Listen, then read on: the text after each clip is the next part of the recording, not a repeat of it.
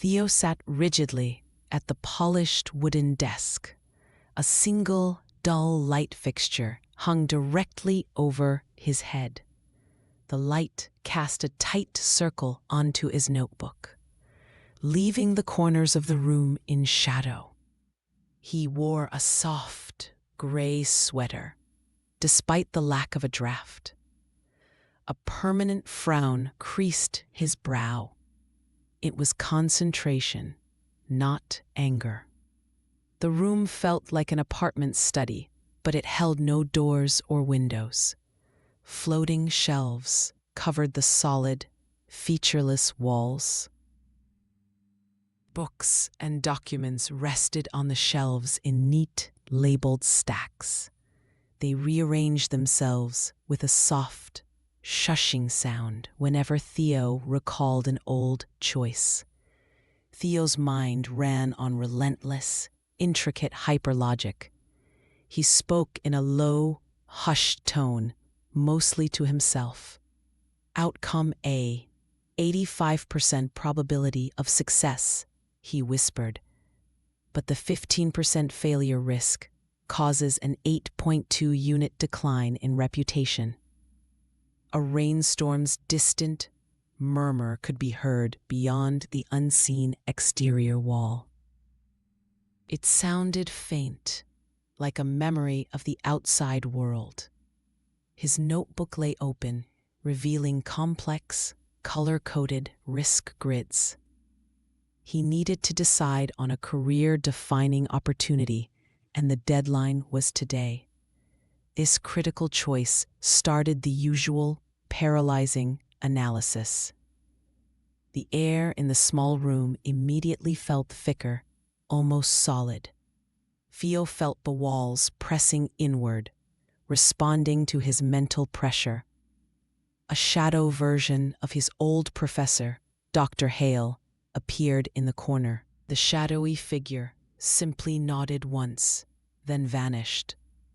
Theo clenched his pen so tightly his knuckles turned white. Texts and reminders about the opportunity began to bleed into the wall's texture. They were silent letters of doubt, multiplying like a virus. His own low voice echoed back at him, a chorus of internal conflict. The fear of failure was his shield, disguised as cautious conscientiousness. He knew that inaction allowed opportunities to pass him by unnoticed. He stared at the spot where a door should have been in a normal room. It remained a perfectly smooth, solid white wall.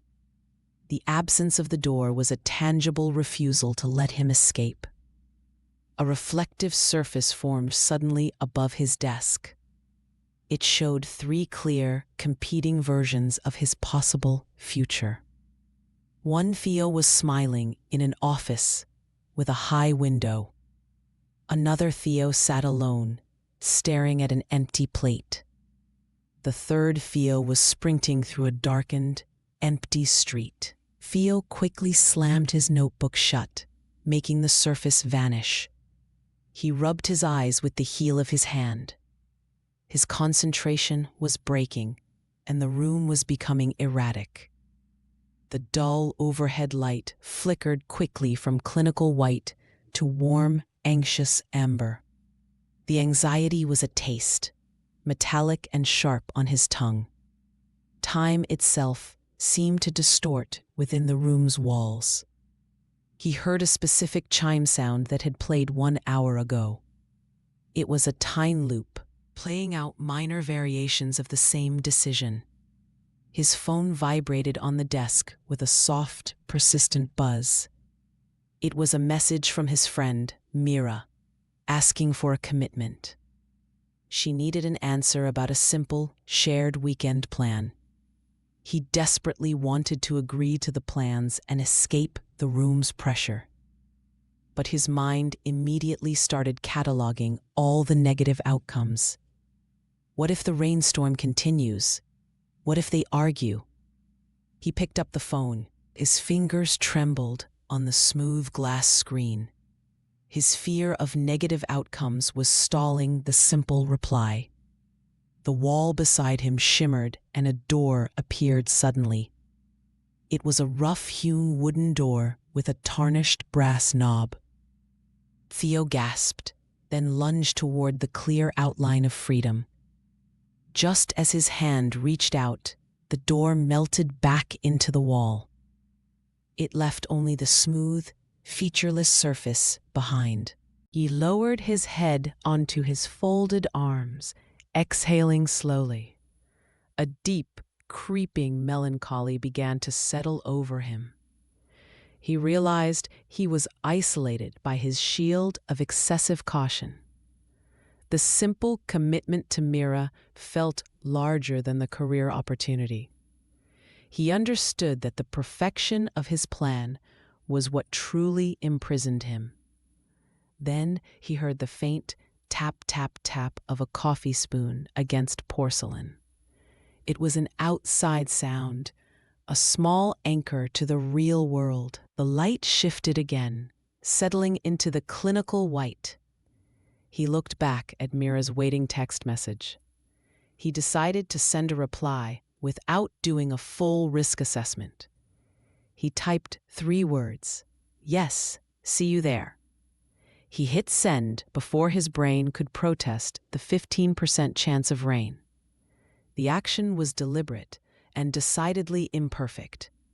It was a small, almost accidental gesture, yet it created friction. He had chosen action, and the room had to respond. A faint, cool breeze suddenly brushed past his cheek. The light on the desk intensified slightly, a subtle signal of movement. Theo saw the shelves' books stop their constant, shuffling rearrangement. The room was revealing its true nature to him. It wasn't a punishment, but a space of necessary reflection. He stood up, walking toward the solid wall.